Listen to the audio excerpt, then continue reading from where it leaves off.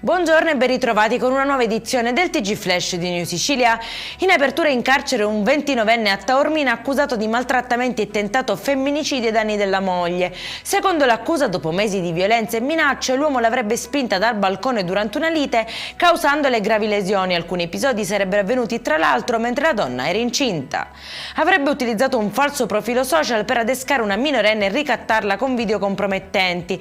Un trentenne è stato condannato a 6 anni e mezzo di reclusione dal Tribunale di Palermo. L'uomo, fingendosi un coetaneo, avrebbe ottenuto foto e filmati minacciando poi di inviarli ai genitori della ragazza. Decisiva la denuncia della madre. È stato arrestato l'uomo che ha preso a pugno un maresciallo dei carabinieri di Catania dopo essere stato richiamato per un comportamento sospetto. Il sottufficiale, che si era qualificato, è stato colpito al volto e medicato con 5 punti di sutura.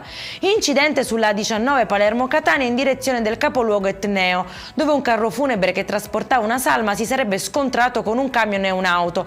Nessun ferito, ma l'autostrada è stata chiusa per consentire la messa in sicurezza. È in chiusura meno di 500 euro a bambino è quanto spendono in media i comuni siciliani per gli asili nido, tra i dati più bassi d'Italia. La copertura resta sotto il 20% con un'offerta insufficiente rispetto alla domanda delle famiglie. Il divario con centro e nord è netto sia per posti disponibili sia per investimenti pubblici. Per questa edizione è tutto, prossimo appuntamento alle 19:30. Buona giornata.